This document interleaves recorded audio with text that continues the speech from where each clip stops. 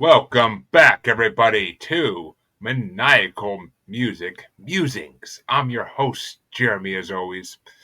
I'm just here for the titties and beer, and maybe some Catholic girls to go with it.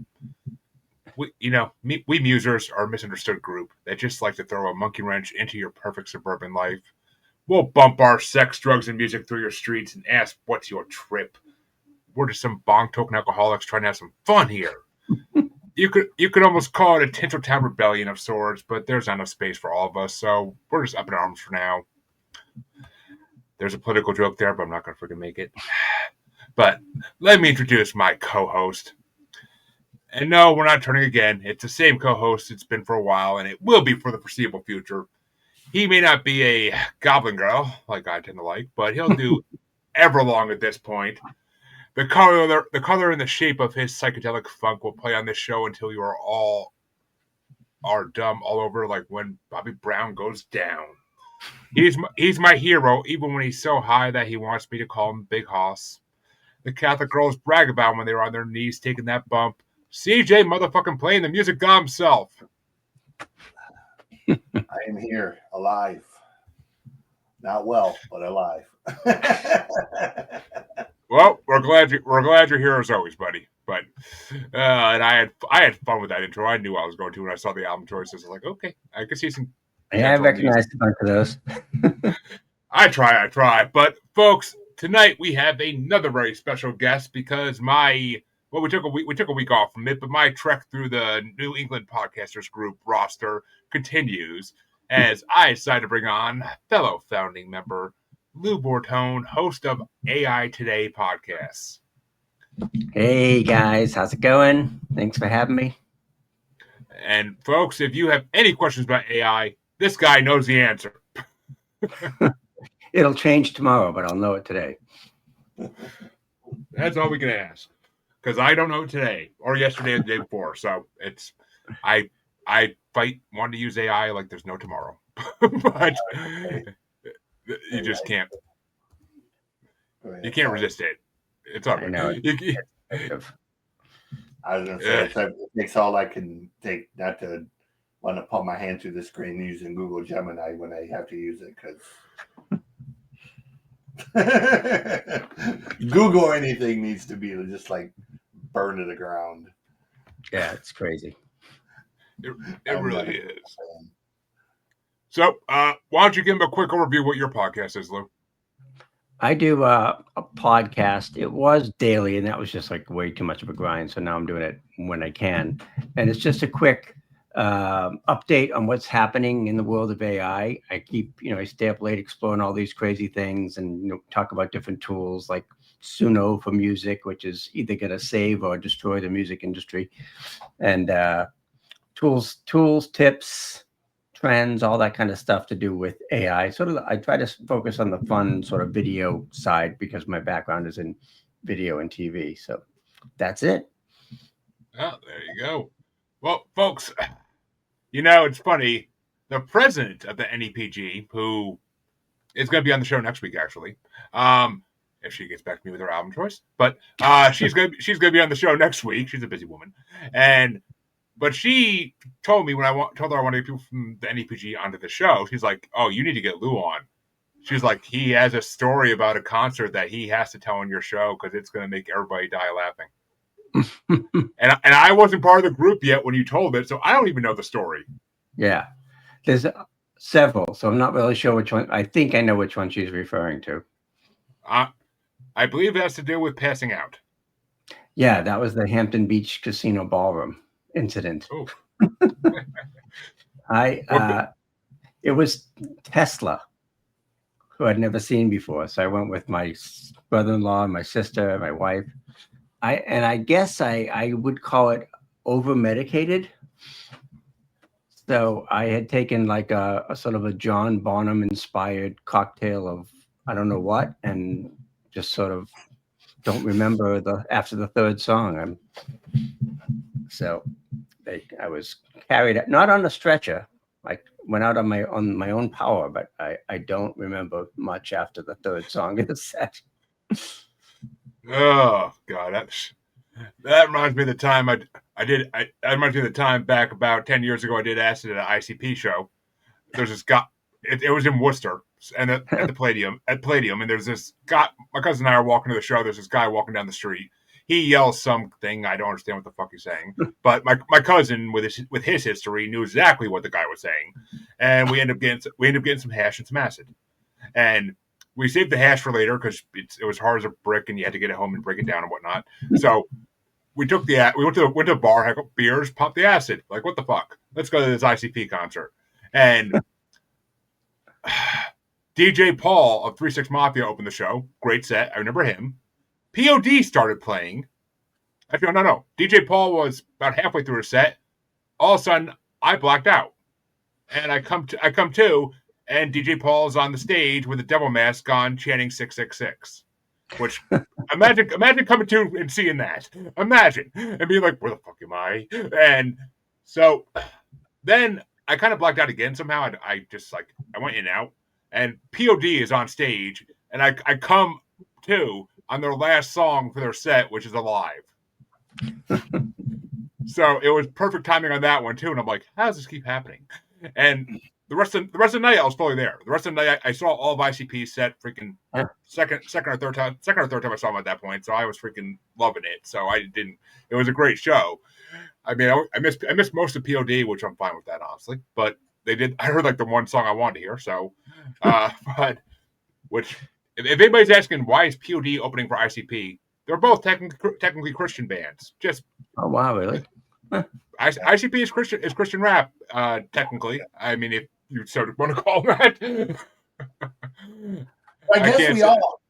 I guess we all have a story of this sort because mine was 1987. The final tour that Pink Floyd did as the whole group, when they did the Delicate Sound of Thunder tour, we decided we were going to go see them at the Pontiac Silverdome.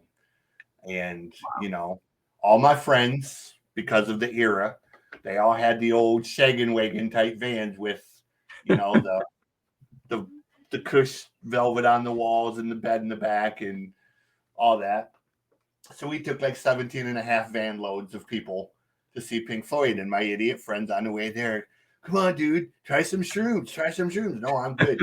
Try some shrooms. You can't see Floyd if you're not. So I just a little bit just to shut them up. All the way there, I was fine. Got into the Silverdome, I was fine. Got to our seats, I was fine. Third song, they played Mother. Mama, are they gonna drop the bomb? Laser went past my head, big light on the stage rolled, and a fucking pig come floating by, and my brain just... And I started screaming, oh shit, it's the end of the world. They're going to drop the bomb. We're all going to die. My buddies are like, fuck. So my buddy Troy, who is this big dude, grabs me over his shoulder like a fireman's carry, starts walking towards the thing. His brother takes his flannel off, throws it over my head. We get out of the thing into the hallway. State cop stops my friend and says, what are you doing? What's going on? Troy, being the consummate stoner, never misses a beat. Looks at state cop dead in his eye and says, oh, he's epileptic. He's having a seizure. So the cop walked this way to grab a CB to cough for thing, and Troy just fucking goes screaming towards the door. Runs outside, loses the cop. Takes me out to the van, throws me on the bed, ties me up with extension cords so I can't get out of the van, and then goes back to the concert. Story among my friends is I was still tripping when the show got over. I was apparently having a discussion with Scooby-Doo over the best flavor of Scooby snacks, were they pizza or peanut butter. Everybody still laughs about it. It's my one and only time doing drugs. So, I don't remember the majority of it other than waking up with a really bad headache the next day. And thinking, I probably should have just got drunk. I've talked to a lot of plant medicine specialists on my other show, and that That is a common side effect. Is a nice headache the next day. But yeah, that's why I never want to try ayahuasca or any of that good stuff. But well, actually, I would try ayahuasca. I would try it. I'm not gonna lie. It's supposed to awaken. It's supposed to awaken you, but I don't know. I've never done it. But folks, we're not here to talk about plant medicine. Come back next week. We're here. We're here to talk about music. And Lou, what album did you want to bring us? I brought The Color and the Shape, Foo Fighters' second album, really first album as a band, but way back in, I think it was 1997, 1998. And been a big Foo Fighters fan for a long time, and that's probably my favorite record of theirs. Yeah. Well, and CJ, just so you know, his other choice was Led Zeppelin 4, but somebody already brought that on, so I had to say that one. I have that tats for Led Zeppelin 4. Zeppelin 4 is not terrible. I have a bunch of music ones. I got a Blue October and Nems, Cool. Pulp Ford, Corrosion of Conformity one over here somewhere. So, yeah, I'd show my Hatchet Man off, but that would make me take it off my shirt. So, and as much as the women of the audience may want to see that, the men don't. So come on, I'll be good for the gentlemen. But well, CJ, I'll let you go first this week. What did you think of Color and Shape? I mean, I stand by my opinion that Dave pretty much always was the only talented part of Nirvana. I know I catch a lot of flack for that, but you know, if you listen to Nirvana, Dave's drumming really was the heart and soul of that band, and you know, he strikes me as a really good dude. Like he's just one of them sort of low key guys who I don't think really planned to be a rock star, but it kind of just happened, and you know, he does what he does. I don't like everything they do, but you know, there's enough of their stuff that I don't race to the radio to turn it off. One thing that I notice as a constant about them is while the majority of their records have good songs, or I'm sorry, while the records majority wise have good songs, their sequencing is terrible. They're you notice it on this one. They'll go from a fast song to a slow song to a fast song to a slow song to a fast song to a slow song, and it's like it's a real mood killer. Like somebody needs to like work with them better to, you know, space out the the swings of up down, right. Down up down up down. I don't know how they decide that for album order. I mean, normally it's kind of a band thing, but you have producers and managers as well. But you know, they're not good at it. There's a few bands that are good at it. Some are really, really great, but you know, not enough to go the mood. It's a good record. There's plenty of good songs in this. There's a couple songs that are duds, but you know, there's a lot of songs on this record. So, you know, overall, you get a good quality record with a lot of really good songs on it that are produced well. And my one major beef with this record, Taylor is such an amazing drummer.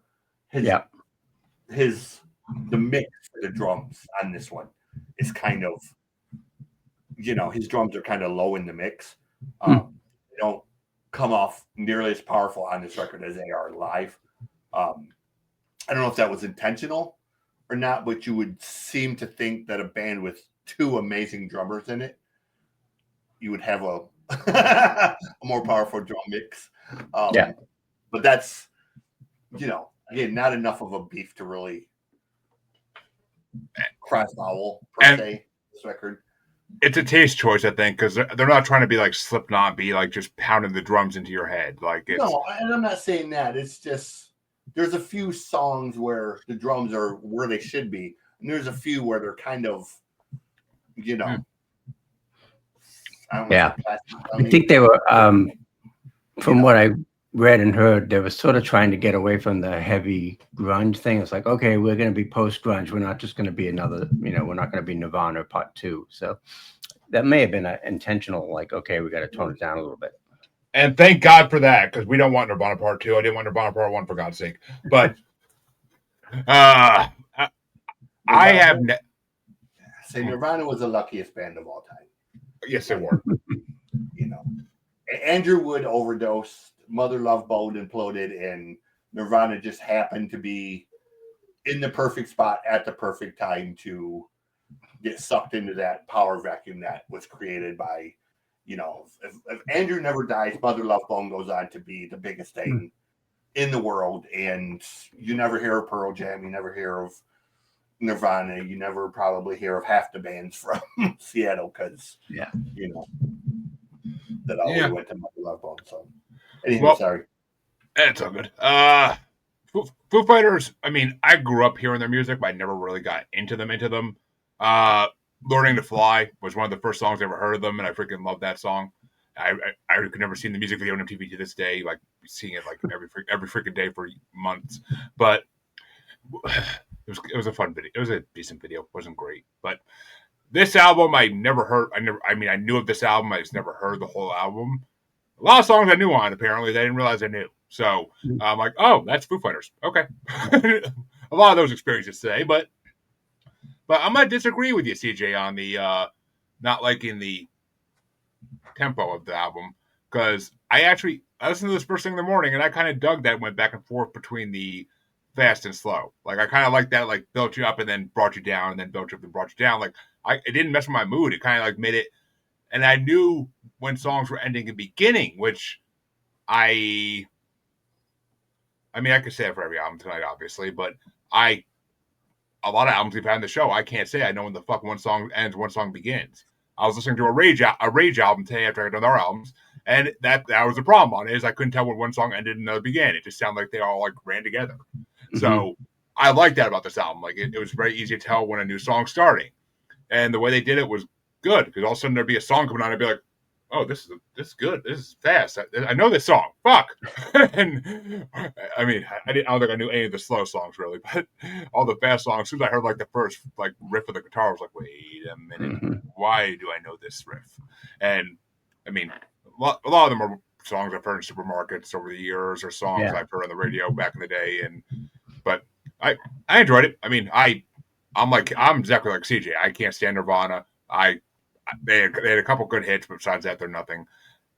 Foo Fighters has proven themselves over a test of time, and Dave Grohl is an amazing person. You see all the charity work he does online and whatnot. He's just an amazing freaking person. He's not one of those rock stars. He's not a Tommy Lee. He's not a freaking any of those big rock stars that need to be in your face and be on TV constantly. Like he's there. He's yep.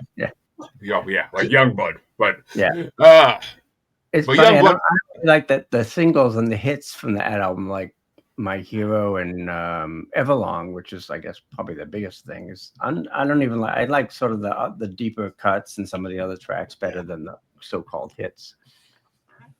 I definitely found a mix of both I liked. I'm not gonna lie, but let's get into that. What were your top 5 for Foo Fighters, Lou?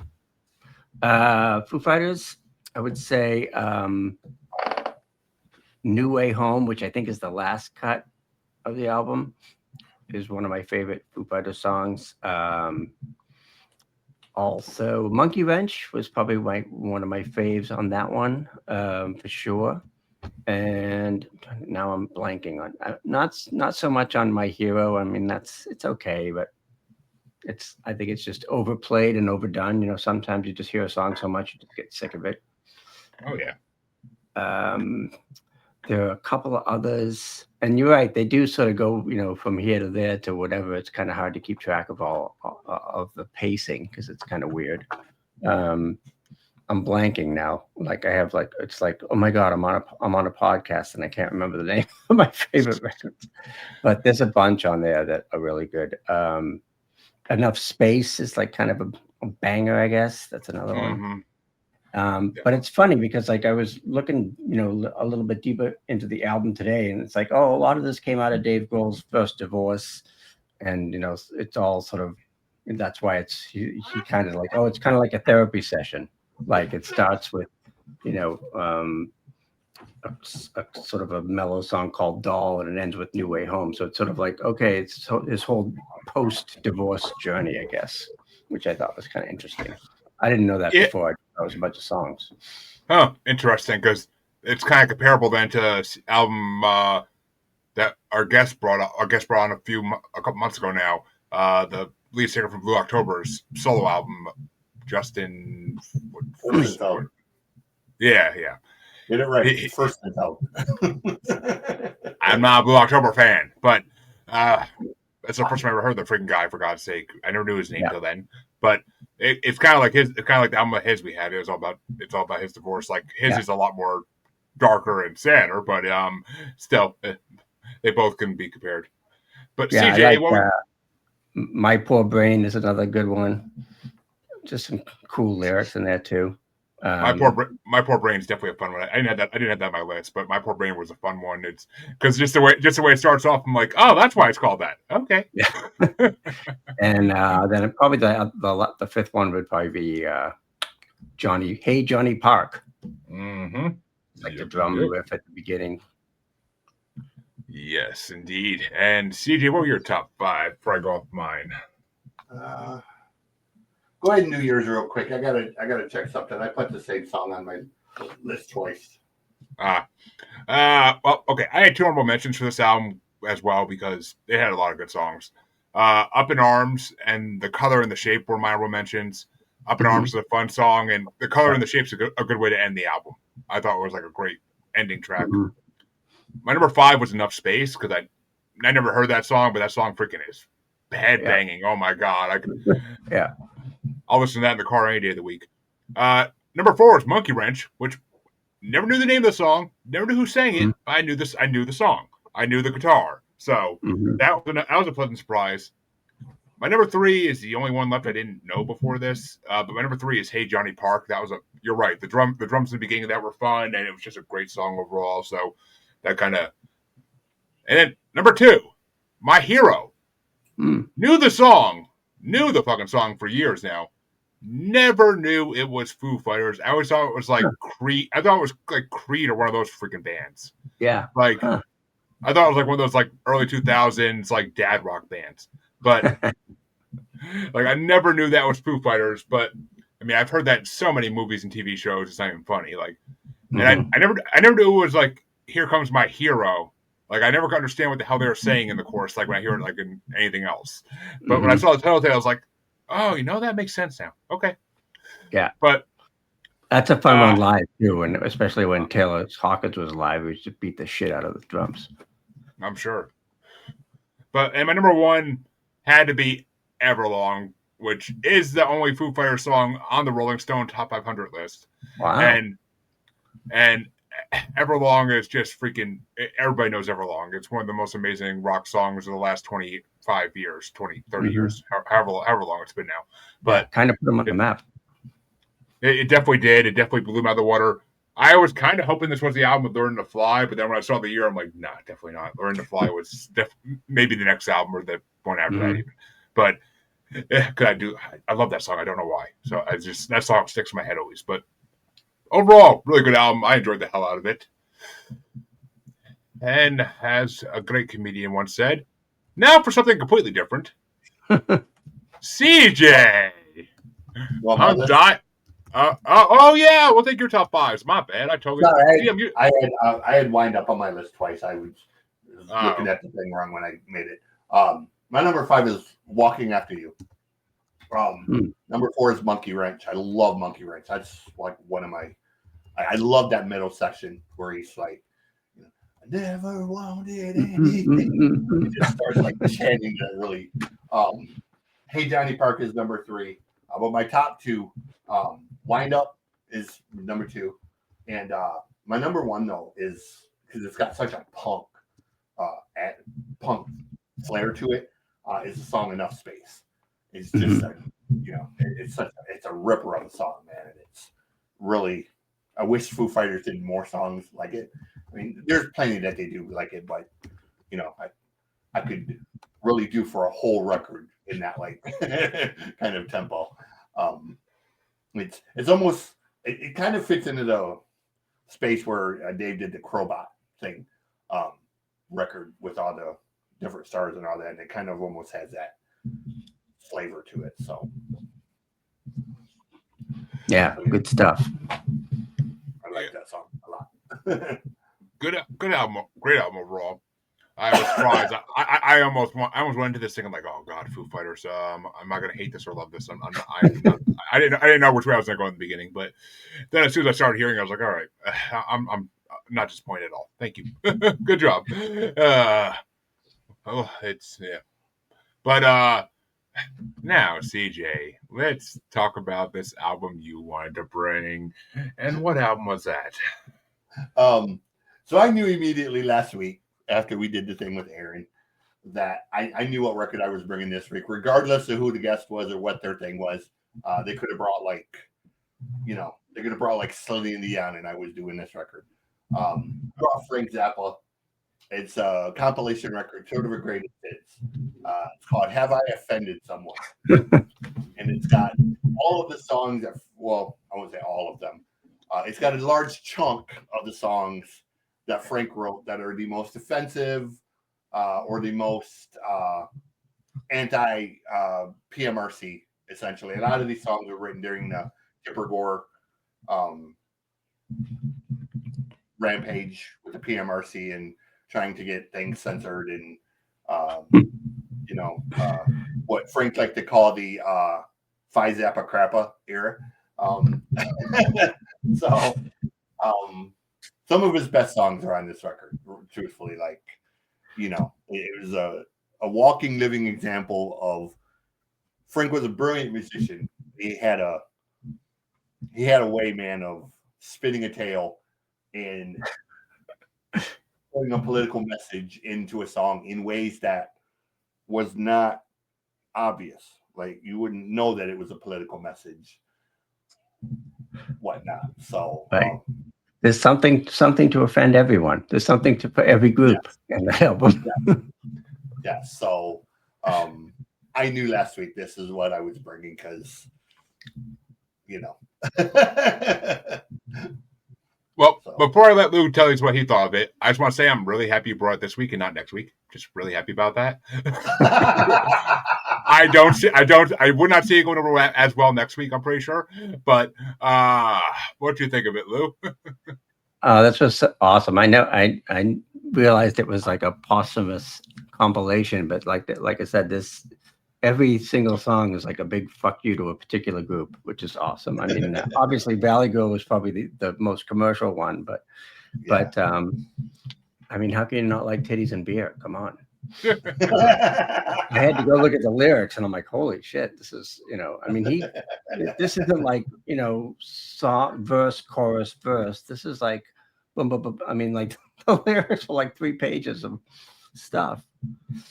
But Catholic girls. Oh my God. It's like, oh my God. It's like, some of the stuff probably doesn't quite hold up in the politically correct era, but for the most part, it was a lot of fun. Until I started working with these guys, I never knew who the fuck Frank Zappa was, just saying. But it's been a pleasant surprise for me over the last year or two, learning more about Zappa every once in a while. Yeah, I mean, we did Zappa last week, so I knew what the fuck to expect when I heard Zappa again. I was like, oh, he talked about this. I should have known this was the one he said he was bringing. But I should have known just from the album title that you were going to be in for. I didn't even think of it. I thought it was just like a funny Zappa album title. But I didn't know it was a compilation album either till right now. I didn't look into it really, so I just put it on and hit play. But I didn't know it was a compilation album, but that makes sense now. And I enjoy the hell out of it. I mean, obviously, I am one of those people who I offend more people than I don't. So for an album like this is my golden day. Like, there's a lot of songs in this I got put in my like list on Spotify. It's hilarious. I'll get into it when I get to the songs, but it's freaking hilarious. There's not really not a bad song on here. Just I had to stop picking it at a certain point and be like, all right, I need to narrow down this list a little better. I can't have I'm not bringing the whole freaking album. It's too long an album for that. But it was a long fucking album. That was the only complaint I had. I'm like, oh my god, I'm like this took me so long at work today to get through between like actually working. So I'm just sitting there like hoping I get more emails because I'm like, oh god, there's a 9-minute Zappa song coming up. Yeah, there's like 15 songs, and one of them's like 7 minutes or something. So I mean, I bring on like that all the time, so I'm not complaining. And mine today wasn't exactly short either, but it's just it's Zappa. I can listen to him talk. He's completely open form poetry. It's just free thought poetry. There's no stopping it. He's just going to come out with whatever's on his mind and say it. And that's why I love him. I do love him because of that. And fun album, very fun album. Almost along the lines of like a Weird Al or a Primus album, but it was amazing. It was amazing. And weird, I wouldn't say weird.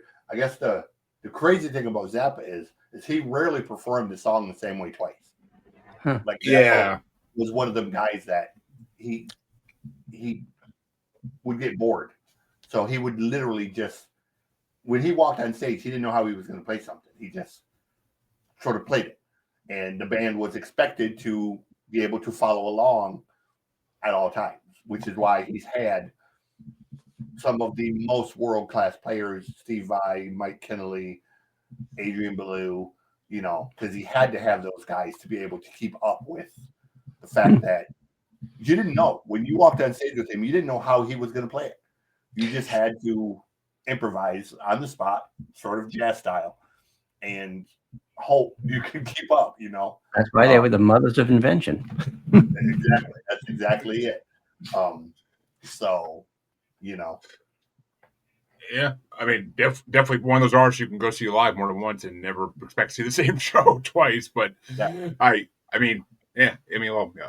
There's definitely artists like that though. There's a couple rappers I've seen where every time you go it's the same set, and it's like Jesus, like change it up, dude. Put some new songs on or something. My God, but there's a few artists like that. I just seen Def Leppard last year, and they're performing damn near the same set in 2024 that they performed in 1994. Like, change the setup. It's been 40 fucking years. Like, I saw them in 2011. I guarantee it was the same set. I guarantee it. But I don't even remember it because that's how unmemorable it was. But I know I was there though. Def Leppard, Lita Ford, and Poison. But which Poison was the best act of them all, honestly. But Lita Ford was fun to look at, but that was basically it. Kiss Me Deadly. That it was cool to see her singing that, but that was the only song of hers I actually knew that she did. But what were your top 5 for your album there, CJ? Number 5 is Valley Girl, just because as a Gen Xer, it's hearing Moon do the whole 80s Valley Girl spiel. The boy was sitting in the room sort of chuckling as it was on, and he's like, did you guys really talk like that? And I was like, the guys didn't, but the girls did. So the whole karate, take me with a spoon. Number 4, he's so gay. You did that doo-wop thing that had all of the Zappa songs in at that time, and it missed the one song that is the most doo-wop of all the Zappa songs. Obviously. Number 3 is Goblin Girl. I love the double entendre. Yeah. That, a monster song, but he's completely talking about something else. Number 2 would be my favorite song, if not for my number 1 song. Tinseltown Rebellion is number 2. I love how he plays on. He's essentially making fun of all of the bands of the 80s in real time. Like, Tinseltown Rebellion was essentially recorded live on stage, and he mentions, he's so beautiful with gay long hair, and then the next thing he like goes into I'll tumble for you by Culture Club. So he literally just he improvised the entire thing, making fun of Culture Club and Aha and all of the popular bands at the time. The song basically is just roasting them in real time. But my favorite song has always been my favorite Zappa song. The first time I heard it, it's "Titties and Beer." It's it's such a classic song, and if you've ever seen the live video of it, the drummer like wears the devil's mask and does the devil's part. It's really just it's like 8 minutes of the most classic Zappa, man. It's Zappa being Zappa, and you know what you got when you went to a Zappa show. It wasn't just music, man. It was a whole theatrical free for all. Yeah, definitely And seems that way. um, it's a great song. It with a very comical approach, but and again, who doesn't like titties and beer, as you guys have said. So Nobody I hang out with, but that's for damn sure. But well, Lou, what were your top 5 for Zappa? That was tough because there were so many good ones. Disco Boy, because I love taking a swipe at disco, was 5. 4, Catholic Girls, another one, perfect. 3,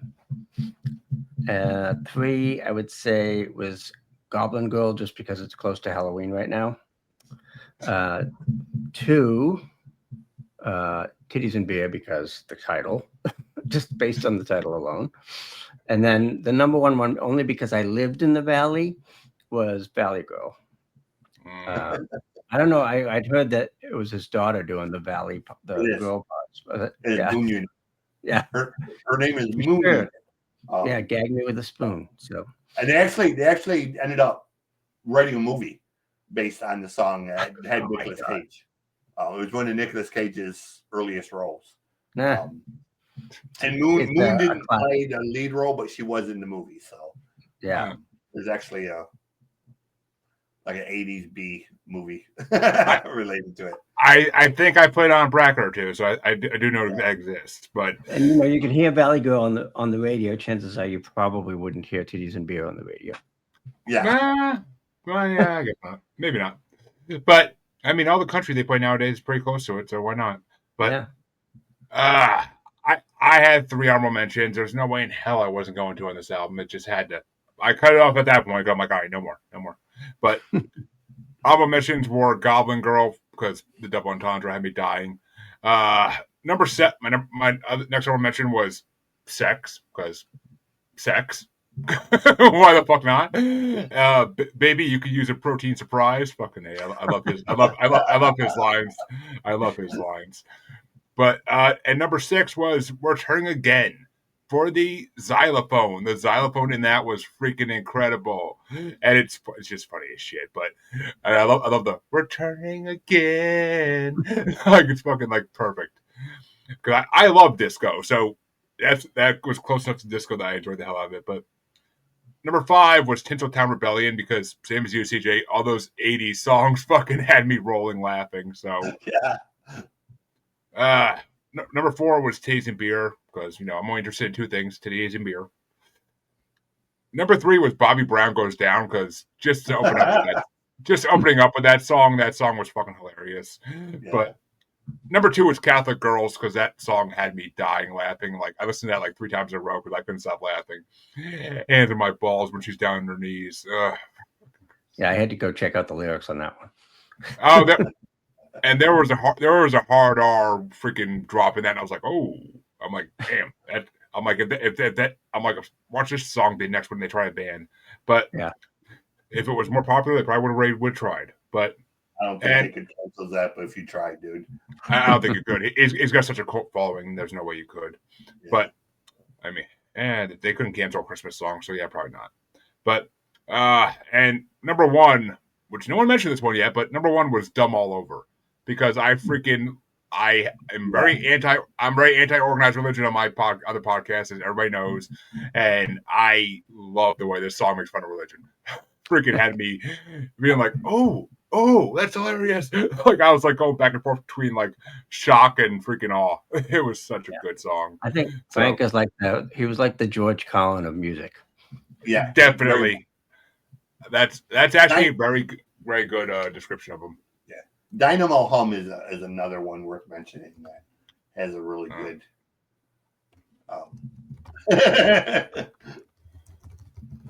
How could they not put Dancing Fool on that compilation album? You remember that one? That had a cool xylophone solo. One point, an interesting fact about this record, they ended up. My understanding is they ended up changing the title. The original title was actually supposed to be "Proud to Commit Commercial Suicide," and some of his people said, "No, you can't put suicide in the title." So they changed it to "Have I Offended Someone?" And that probably was Zappa's reply when they called him with that, when they said that you can't use this. So like, have I offended someone? Oh, we got it. That's it. Okay, let's go. I mean, it's truly Zappa-esque. But well, I guess it's time, folks, to go to today's third and final album. Which, how did I get to this album? Well, funny story to this one. No, not that funny, but funny enough. So I saw that the Foo Fighter album came out in 97, 96, whenever it was. Yeah. So I looked at the year it came out, looking at other albums to bring on, because I like to always go by the year and try to match it up in that time frame. So I'm looking through the albums, and I'm seeing some things I could bring, the first Godsmack album and so forth. And I'm like, some decent choices, anything that really popped out to me I already brought, because 97 is a big year for music, so people brought out a lot of that over the last 2.5 years on the show. But then I started looking at movie soundtracks that came out that year, because why not? And I came across, and I almost brought Scream 2 soundtrack, but I mainly wanted to bring it for one song that was on it, which was the song that made what I did bring boost into popularity. So I'm like, all right, if I'm going to bring it for one song, I might as well just bring the freaking album that came off of it. It's only like a year later anyway, so I might as well just bring it. I'm like, screw it. I haven't brought this band on in, years, and I haven't, because it got so hated on the last time I Michael Colby. I didn't want to bring it on again for a long time.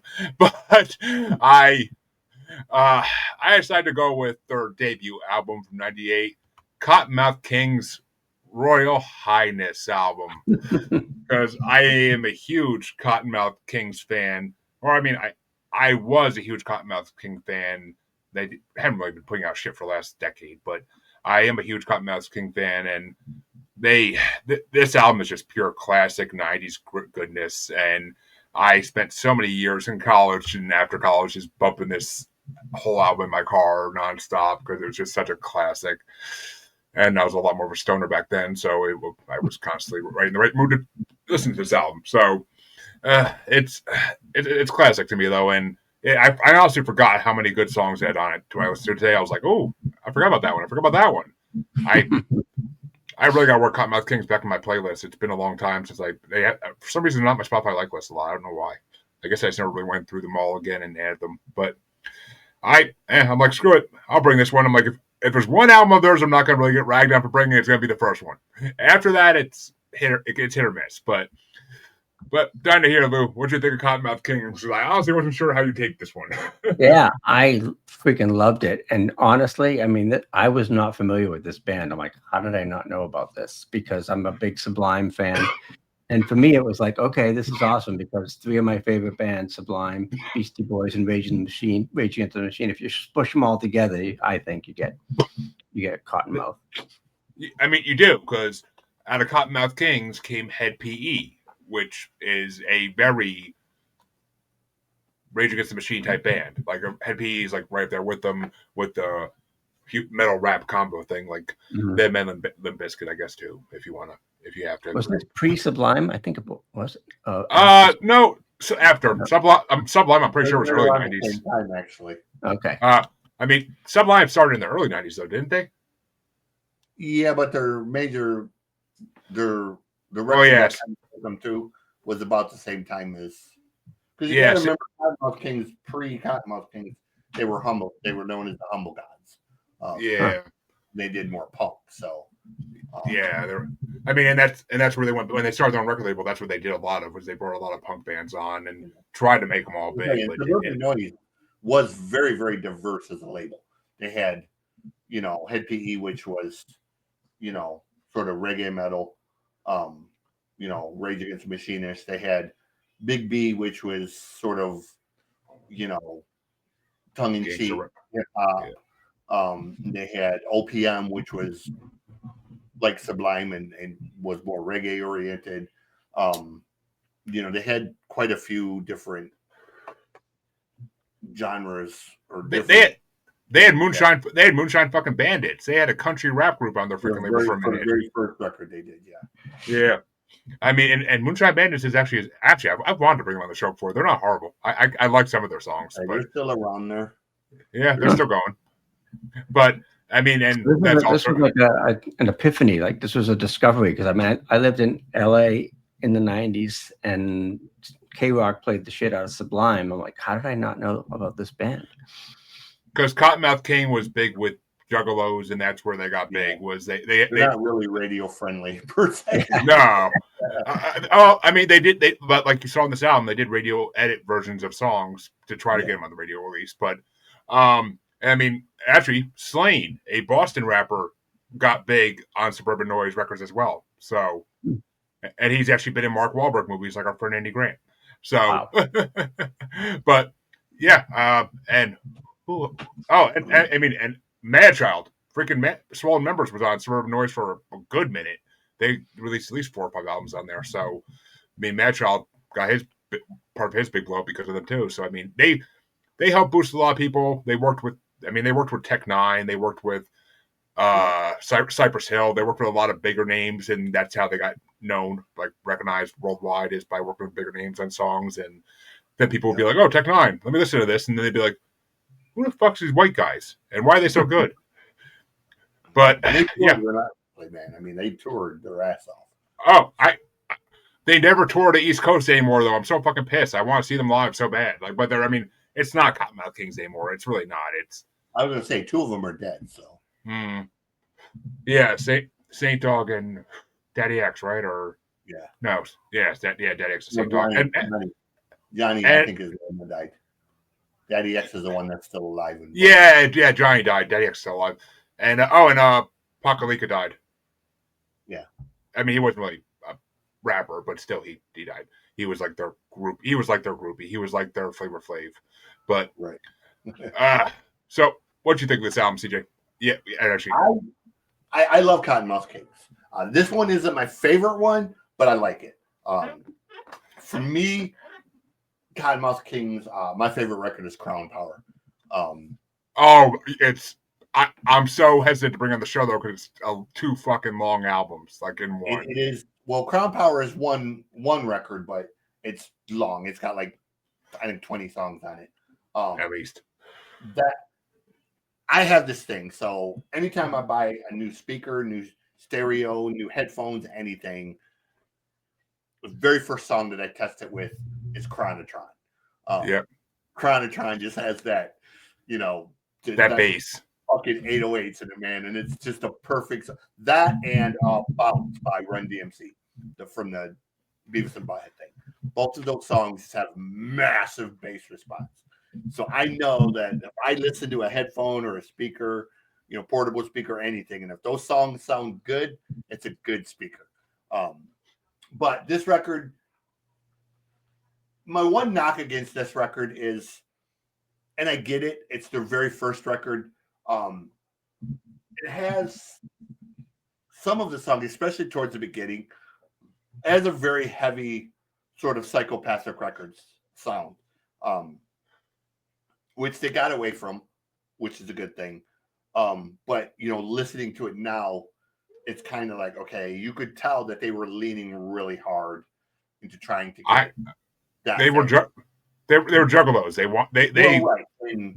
They worshipped ICP. They worshipped ICP. So right, and there's especially like the first 2 or 3 songs or 4 songs. They're really, really, really ICP sounding songs, which isn't a bad thing if you like ICP. But when you're trying to build your own thing.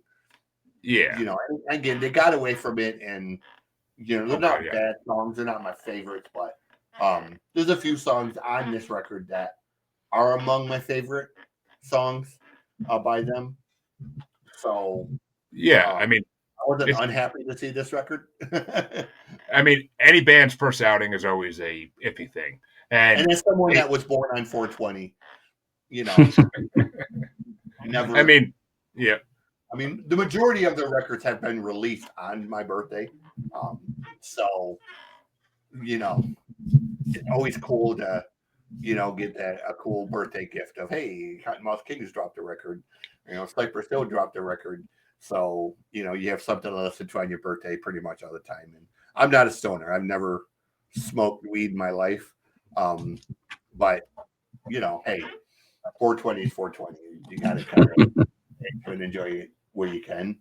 Exactly, so, and yeah, I mean, yeah, I can hear what you're saying, but one of those songs boosted them to fucking their first right, bump towards Nationwide. I don't mean it as a knock. Like I said, it's. I mean, if I had one complaint about this record, you could tell that it was very early in their career, and I mean, they literally sound like 13-year-olds in their dad's basement wanting to be gangsters. Like that's what they sound like. But they got the flow. That's the thing. They got the flow in the verses, so they could freaking get away with it. And so I had 3 honorable mentions for this one too, because how could I fucking not? I mean, there's actually a lot of songs in this. There's a few songs I should say that I don't like. Like there's like Big Hoss. I have never liked that freaking song. It's always like I'm like, this is such a waste of a track. Like that. I get you're trying to honor like your homie who's in prison, and you even got him like to record something through the freaking phone, but still, it's just like come on now, like get this off here. That's garbage. But my honorable mentions are Misunderstood. I love the lyrics in that song. So High is just a classic song when you're stoned. Like it's just right up there with like some of the best stoner tracks ever. And Play On, because it is like there's ICP references all throughout that song, and I love it. And the freaking beat in that song is phenomenal. But my number 5 is Bump, because Bump is just such a good song. The bass is incredible in it, and the flow is so incredible to go along with it. So it just works out really well. And some of the lyrics, Daddy X is a really good verse on that. I'm pretty sure Johnny does too. But number 4 is Bong Token Alcoholics, because I described myself as a Bong Token Alcoholic for a long time in my life. So, and I mean, that song, it's not even that great a song. It's just more of the title of the track, and the lyrics are not half bad at least. But number three is Psychedelic Funk, because that song is rap gold. The flow in the verses is just phenomenal throughout it. It's anybody who hears that and doesn't think it's good rap, I really question their sanity and their taste in music. But my number two is What's Your Trip, because it's good story. It's good storytelling, and ever since I first heard this album, it's been one of my favorite things to ask people when they're like flipping out. I was like, "What's your trip, man?" And number 1 is the song I wanted to bring this on for, the song that's on the Scream 2 soundtrack, and that's Suburban Life. I freaking love it. It's just it's like an ICP song kind of, but it's I like it. I like anything that goes against like the normal society and comments on it. So Suburban Life. I grew up in the suburbs. I was a suburban white boy my whole childhood, and so I 100% get this song and what they're trying to say, and it's classic. It's too short. That's the only complaint I have about it. It's too short. Like I wish it went like another minute or two at least with some more verses thrown in. But they did another version of it on one of their Hidden Stash records, 1408, which is kind of almost a better version of it. But I mean, I love like the way like they do like their laugh rap. CJ's right though. Their other albums got way better. But I brought Long Live the Kings. I'm pretty sure that's which one it was. Yeah, it was, because it's the one that they signed. What's his name? Dirtball. It's the one where they signed Dirtball and announced him. And Michael Colby and Chansey tore it the fuck apart. Like you know both of them, so you know what they're like. And Jesus, it made me not want to bring Cottonmouth Kings on for a couple of years. So I've been hesitant as fuck. But yeah, so those are my top 5. What are your top 5 off this one, Lou? Top 5, they're all really good, but number 5, I had Dog's Life. 4, Suburban Life, like you just mentioned. I didn't know, was that was on the Scream soundtrack? Scream 2. Oh, Scream 2. Oh, cool. Number 3, I had Discombobulated, just because I love that word. And it's such a funny song. 2 was Bump. And my number 1 was the first one I heard, which first track, Bong Token Alcoholics. How can you go wrong? So I think that was just because it was the first one I heard, and I was like, holy shit. So yeah, I mean, they basically like took what the Beastie Boys did already, and they just made it West Coast. In my opinion, they made it West Coast instead of New York City, which I that's why I hear in their music a lot. It's Beastie Boys like influence. But CJ, what were your top 5? My number 5 is Play On. I like Play On. My number 4, song they kind of, as a tribute to the Humble Gods, and actually, credit Humble Gods, even though they are Humble Gods. The song Spies. I love that. That's the punk vibe. It's a good song. I'm not a huge punk guy, but that's a good song. Yeah, and I am. I love punk. I'm punk through and through. If I had to list genres, metals or I don't want to say hair metal, but that that genre of sort of hard rock, whatnot would be number 1, and punk would be like right after it. Even before like regular metal. Number 3 is So High. Number 2 is Psychedelic Funk. So High and Psychedelic Funk both. I like the sort of reggae-ish vibe to them. But much like Glue, I knew my number 1 as soon as I saw the song titles, because I also am a huge fan of the word discombobulated. I use it all of the time, and people look at me like, look at Mr. Educated over here with his fancy words, because they don't know what discombobulated means. So yeah, I actually like the song. It's a good song, and it's got a cool vibe to it. So I was once again trying not to put every song on my list. So yeah, Discombobulated a fucking incredible song. The verses and the lyrics are fucking incredible in it. They really are. The way they rhyme things with Discombobulated blows my mind to this day. But I was just trying to. But I'm kind of like you. There's a bunch of songs that you really could add as honorable mentions. I didn't, just because I kind of wanted. I figured we'd be pushing up against the limit, and I didn't want to go on forever about this record. So, good record. You never go wrong with Cottonmouth Kings. I mean, not something you play at a funeral, but time and a laugh. They can play it at my funeral. I'll be freaking happy with that. Who the person is. Oh, dude! If they play Flying High, at my fucking funeral, I'll be happy with it. Yeah. Okay. See, now I know you like Cottonmouth. I got a shitload more choices to bring in the future. But I space them out. I don't want to listen to them. Trust me, you get the right guest with the right combination of things. I'm bringing Crown Power on. That's been on my list of stuff to. I love Crown Power, really do. Yeah, it was the last good album they put out before it became just the two of them again, and they put out a shitty album. But I still listen to that one in the car all the time, dude. Like that's one of them records. I haven't in a fucking minute, but funny enough, I was editing the episode today with the Coop on it, and I was listening to Guillotine like while I was editing. I was like, oh, I forgot how good this is, but well, folks, we want to thank Lou for coming on, because it's been a fun freaking show, and he's definitely welcome back anytime. He like Cottonmouth King, so fucking A, he's welcome back anytime. Oh yeah. But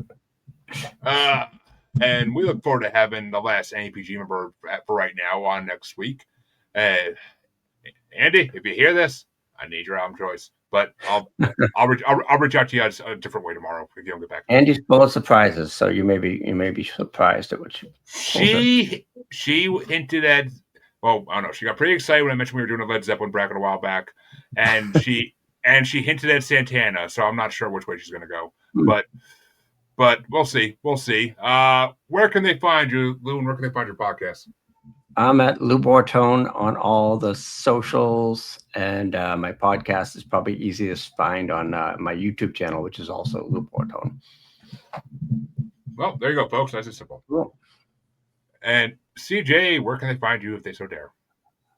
Music God CJ Plain .rocks ROCKS. That's the website. We're getting ready here in about 9 days. We retired the Noise Report. We're gonna launch the brand new one called the Mosh Pit Manifesto. Nice. All punk, all metal, all the time. With very cool interviews, shorts, reels, and other stuff. We're gonna give the history of punk according to me, and a lot of other stuff. And we're gonna deep dive. We're gonna have the good stuff, but we're gonna deep dive as well on new and upcoming bands and old bands and bands that should have been famous but maybe weren't, and different things. And we're gonna have a lot of fun with it. So kind of going to be a history lesson in punk and metal, man. What else? Just type in Music God CJ Plain. You'll find me, and I keep it simple for people to find me, man. You see my ugly ass everywhere. So. And you can see my slightly better looking ass and everything the Musers all together as a group do on Facebook as Squatchy Largefoot, on X and the Gram as that Juggalo Bastard, and on YouTube as Maniacal Music Musings. The best place to see everything we do is YouTube. All the history is there. Though I just learned how to up my podcatcher's limits to 100 episodes. I didn't realize I could change it. I thought I did, but whatever. So instead of 20 episodes of history of MMM, there's now 100 episodes on all podcatchers. So there you go, folks. Get those listens in because we need the numbers. Not that I care about that, really. But, well, come back. Actually, we'll come back next week, of course. Check out the regular episode. And come back Saturday at 4 p.m. Eastern and wherever the other time zones are for the top 30 horror movie songs. Top 30 horror movie songs. It's our Halloween special bracket. So it was picked by Mr. Dark himself. So come check it out and see which song we declare as the best. I have my mixed opinions already from listening to the playlist once, but we'll see. But come back then and have a good one, everybody, and have a good night. Thanks, you guys. Appreciate it. Great having you, Luke.